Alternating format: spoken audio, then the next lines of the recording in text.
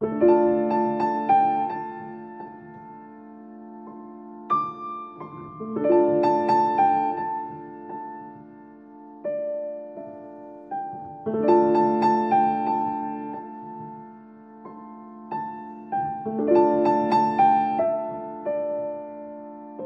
la rue de mon enfance. Cette rue-là n'était pas, comme aujourd'hui, goudronnée. C'était même pas caillassé, c'était un sentier. Elle s'appelait la rue Gabriel Medina, du nom d'un écrivain, Gabriel Medina, qui habitait à la Caraïbe, et un Italien, évidemment. Il écrivait en italien et en français, et je garde son œuvre précieusement. Il y avait la maison où je suis né, et qu'on peut apercevoir, voilà, cette maison-là, où je suis né, où mes frères et mes sœurs sont nés. Ici, c'est une maison où j'ai habité, car j'ai habité beaucoup de maisons dans la rue. Inutile de vous dire que je me promenais pieds nus, évidemment, ici, comme tous les enfants du quartier, que nous étions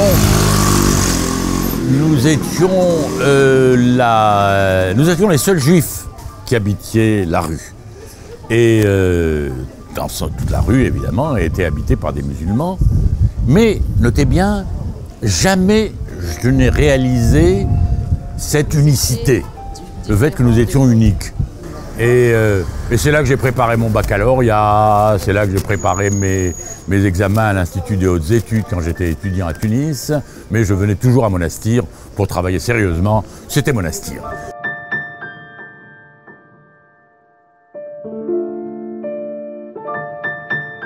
Et mon père, en rentrant du travail, s'installait dehors avec une table, une chicha avec du hashish et une bourra et avec sa djellaba. Oui. Et il s'installait ici et les gens venaient le visiter à cette table et boire un verre avec lui. Et toujours de loin, quand les gens arrivaient, ils disaient « Ahlan b'si quelque chose ». Et de très loin, c'était le Ahlan. Il y avait ici donc la maison Trimch, ici la maison Qlala, dont l'un des descendants est un très grand archéologue. Et ma mère était très amie avec la famille Qlala. Et donc, quand j'étais enfant, j'entrais les accompagner. Ma mère était une très grande chanteuse arabe. En arabe, oui. Elle chantait les chansons égyptiennes. Oui. À l'époque, c'était pas encore Saliha.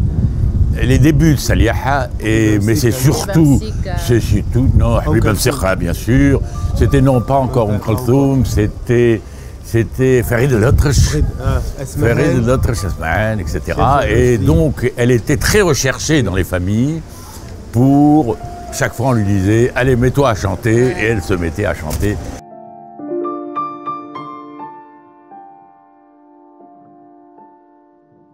Quand on parle de la vie en commun, il faut bien savoir qu'il y avait cette barrière. Et on pouvait entrer dans la skifa, c'est tout. Et donc, il y avait une vie en commun, mais il n'y avait pas de fusionnel du tout. Il n'y avait de fusionnel qu'à l'intérieur de la tribu, de la famille. Ici, c'était Darbshir, la maison de Silamine, qui était une personnalité extrêmement éminente du quartier et de la ville. Et juste après, il y avait le caravansérail, le fondouk de mon père, qui recevait, qui abritait les caravanes qui arrivaient du dehors de la ville.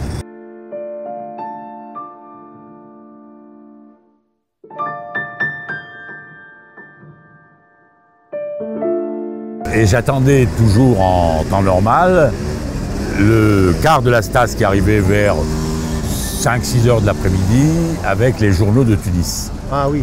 Et j'ai commencé à lire les journaux très tôt en allant chercher le journal. C'est là où j'ai voulu être journaliste à partir de 12 ans, 13 ans. Et que d'ailleurs, quand mes parents me demandaient « Qu'est-ce que tu veux être quand tu seras grand ?» J'ai dit « Je veux être journaliste ». Elle me dit « Tu veux vendre des journaux ?» Alors, je leur disais « Non, je veux écrire dans les journaux ». Ils ne comprenaient pas.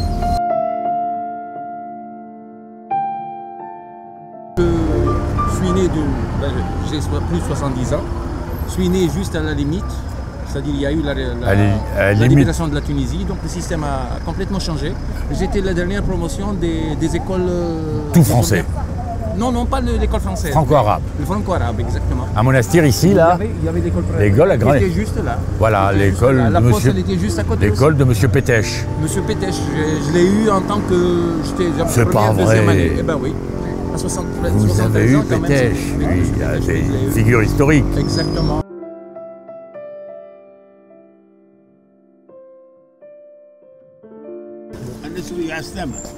Slama. le frère de Silhadi, Ah, vous êtes le frère de Silhadi. Donc le fils de Si Hamda. Oui. Eh bien, Hamda a été comme un père pour moi. Et c'était un ami très intime de mon père, Arf Maurice. Arf Maurice, Makinet Saboun. Makinet Saboun. Sayoun, on l'appelait aussi. Et mon père était très ami avec votre père. Très ami. On vend l'huile à Maurice. Voilà. Mon père achetait toute l'huile pour l'exportation. Oui. Et nous donne le javel et le savon. C'est Oui. J'avais le savon, la savonnerie, etc. Je ne connais pas. Si Hamda, il était très méchant.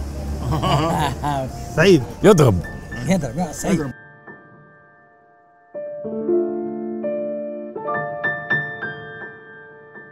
savez, à partir de 1949, 40-50, a commencé à avoir à l'entrée de la synagogue une tirelire au nom du Keren Kaimet l'Israël.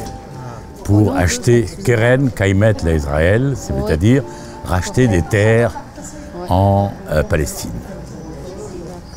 Personne ne savait que ça avait quelque chose à voir avec la Palestine. Tout le monde pensait que c'était pour les religieux, pour les aumônes, etc. Et on mettait de l'argent dans la tirelire. On n'avait pas conscience de l'existence du sionisme. Rien.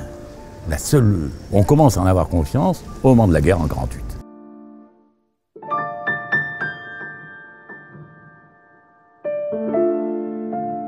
Ici, il y avait les trois religions.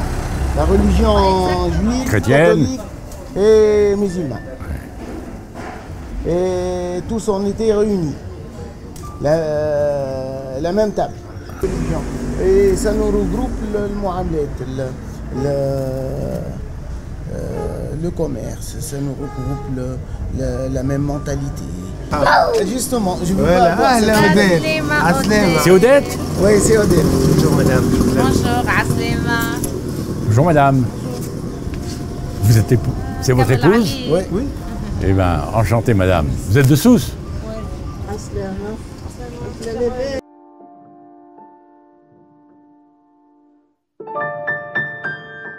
Je suis très sensible à tout ce qui arrive à la Tunisie, en particulier à sa stupide crise du tourisme naissant de la panique chez les Européens. Alors que la sécurité n'est ni inférieure ni supérieure à ce qu'elle était avant, si ce n'est un accident, comme il y a pu avoir à Sousse, ça aurait pu être un autre type d'accident, un bateau qui coule, mais ça a provoqué ce que vous savez, c'est-à-dire une grande peur chez les Européens, la clientèle touristique pour la Tunisie. Il ne faut pas se bercer d'illusions, ça sera long avant de retrouver le sentiment de sécurité chez les Européens habituels, les Français, en particulier les Anglais et bien d'autres. Ça sera long parce que l'insécurité continue à régner en Libye. Heureusement, en Tunisie, il y a eu très peu, finalement, de terrorisme, très peu.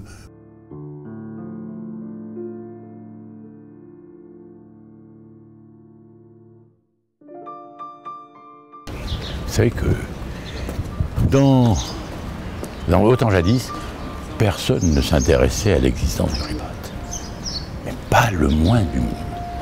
Et C'était un bâtiment dont on voyait seulement l'extrême de haut, puisqu'il était enterré dans les remparts et dans la ville.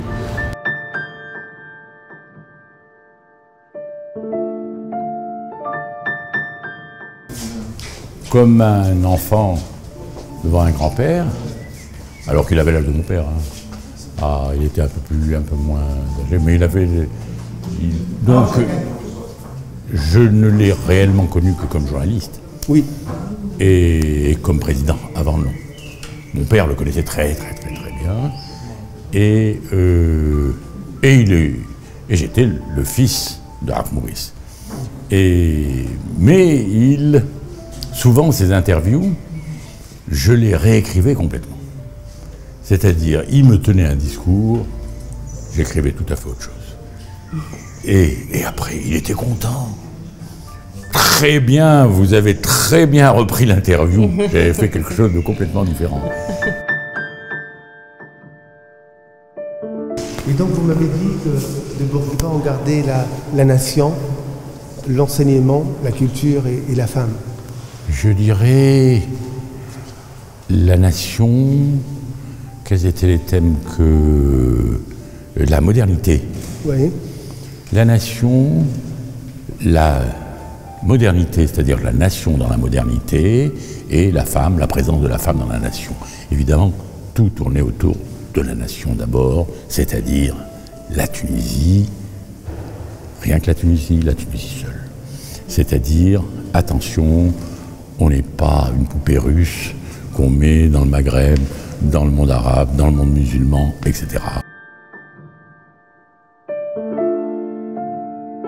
Le monastère, d'il y a pratiquement un siècle, 80 ans, évidemment était très éloigné de celui qui est aujourd'hui. On est passé des temps médiévaux aux temps modernes et d'une époque où la nation était une abstraction à un moment où elle est concrète et vécue par chacun et qu'elle constitue l'essence même du pays.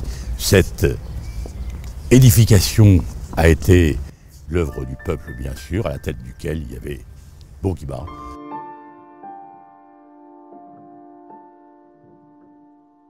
Ce petit pays, face au chaos par lequel il est entouré, aurait dû être atteint.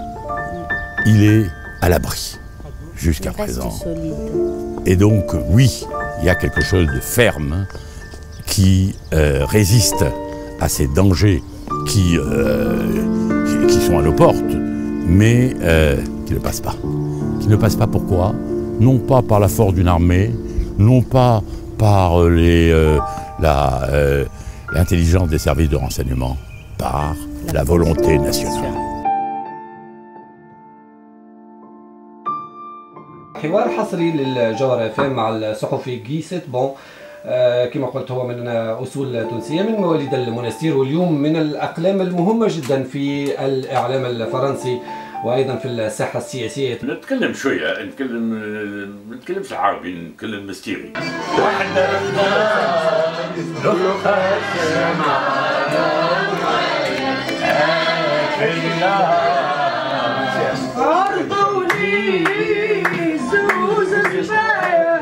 واحدة في النار والأخرى شمعة